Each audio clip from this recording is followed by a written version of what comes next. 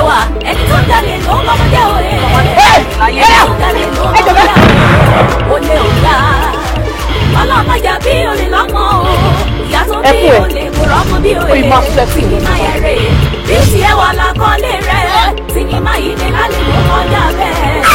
ẹ̀sìn dára ó kéré sísá ọmọ rẹ̀ wà ó kú wa ìwà bẹ́ẹ̀ wá jẹ́ ọdún fi olè kún alẹ́. abógun fẹ́ poli kò fẹ́ yẹ ó lè mú. Àkànjí èmi rẹ̀ bá mi àlẹ́ mi lẹ̀ ń wò yìí. ẹ̀yin lẹ́sọ̀ Àkànjí dàbí ẹ. ó ní òun ní agbára ni ìgbà tí mo wá gbé wò mo rí wípé òfúrútù fẹ̀dẹ̀ lásán bóyá ẹ lè má mọ̀ ó lè ní àwa.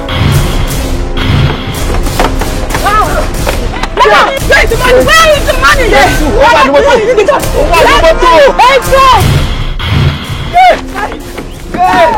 Sinimá Titun Beauty ẹwà ọ̀tọ̀ ni ẹwà Wùmí ọ̀tọ̀ ni ẹwà Olúwa ẹwà làwọn méjèèjì wọ́n jọra wọn ò fi wá jọra wọn. ṣé ẹ rí suspect ń sọ̀rọ̀ nípa ẹ̀ sá ó sì wà ní custody wa sá. àwọn tá à ń sọ̀rọ̀ rẹ̀ ó wà ní station wa ń bí. ẹyẹlẹ funfun ló ti ṣe agbára nígbàlẹ̀ àwọn ọlọ́pàá ní àpò ẹwà Wùmí lásán. yẹ ọfíìsà.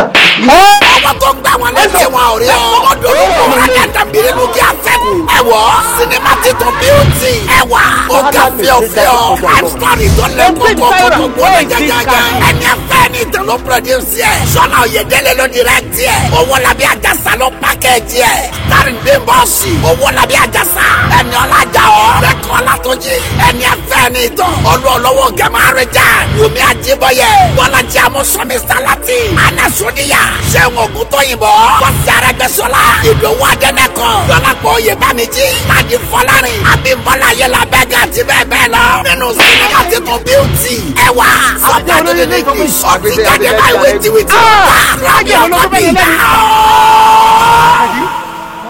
mi wà á mọ o.